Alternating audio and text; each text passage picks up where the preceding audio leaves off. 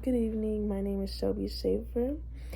Today I will be doing my informative speech on CTE and how it is researched within the NFL and how race may play a role in that study.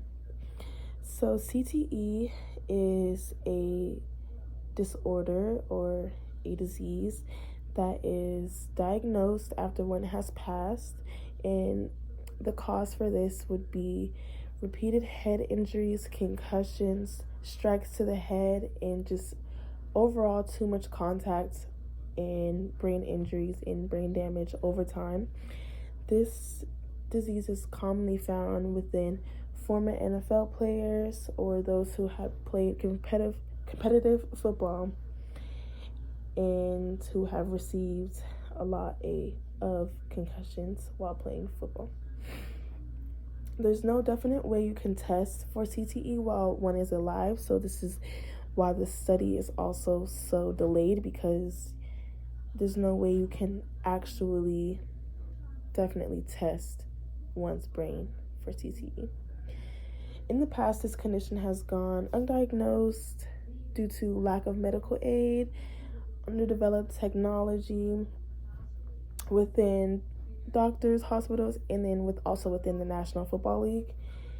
And then over time, the NFL has taken its safety precautions regarding their players and their hitting tactics, how they strike at another player, how they tackle, and their hitting strategies regarding their heads to keep their heads safe.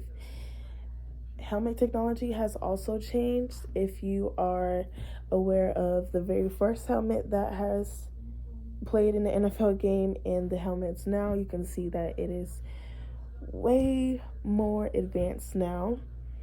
And it just goes to show how alarming it is that there were games being played in the helmets that were first made with the same amount of willpower being hit, and if not even more. So they were getting hit just as hard, but not with the correct padding or safety precautions being taken. Some symptoms of CTE include memory loss, aggression, confusion, depression, impaired judgment, erratic behavior, mood swings, and suicidal tendencies. When someone has been clinically diagnosed with TES, which is a clinical disorder that is often aligned with CTE, you may sometimes see one thinking that they are in a different time zone because that's the last time they weren't mentally delayed. And due to those mental delays, they think they're in a different time zone. So you may see someone act like they're in 2014 when they are actually in 2024. So they might be 10 years behind when it's really 2024. There's also a lot more symptoms that are still being researched and studied to this day. I listed a lot, so they're still trying to put all those puzzle pieces together and just really dial down on like what the true root and cause for this erratic behavior may be. Some experts insist that this could possibly be a reason why so many NFL players or former NFL players are involved in so many different reckless crimes, such as domestic violence, violent crimes, murder cases, reckless Grand Theft Auto crimes, and this could be due to the horrible judgment from the CTE. And it's not rare that you would see someone who was formerly in the NFL going crazy, saying crazy things, lashing out in public spaces, just things that they normally wouldn't do before they had received so many of these brain damaging hits.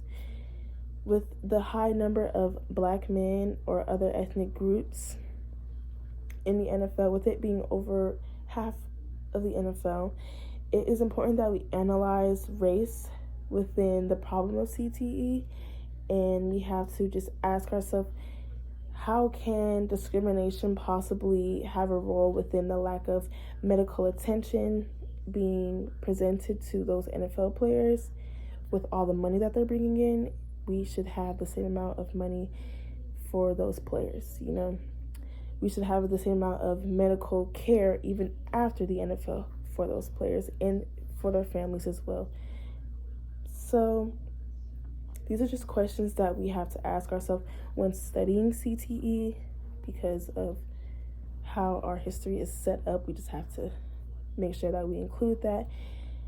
And doctors are still investigating this condition, so within that investigation, it's important that we look at the crime rates, all those puzzle pieces, once again, that have needed to still be put together. Ways to prevent CTE or TES, which is what can be clinically diagnosed, would be spreading awareness, which is something that is so easy. Anybody can do it. Speaking up, you know, if you think a player may not be well, even if you're in high school, it doesn't just have to be the NFL. I just chose a specific organization because it's way more advanced within their playing ability.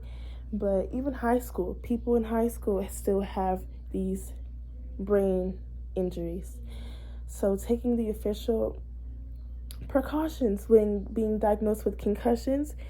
If you feel dizzy, go seek medical attention. You know, don't just not speak up about it. Speaking up when you feel uneasy, if you are spreading awareness within your schools about the symptoms of a concussion, just that alone will help a player know how to detect that when they are maybe in that situation. Examining players after hard hits, and overall taking away that I'm okay mentality. If you think that help is necessary, let's do whatever it takes to make sure that the players are actually okay and not just saying I'm okay just because you want to continue playing your sport. I know people want to continue playing the sport, but we have to make sure that we are spreading the proper awareness in order for players alone and people around these players know when to detect brain injuries. Thank you.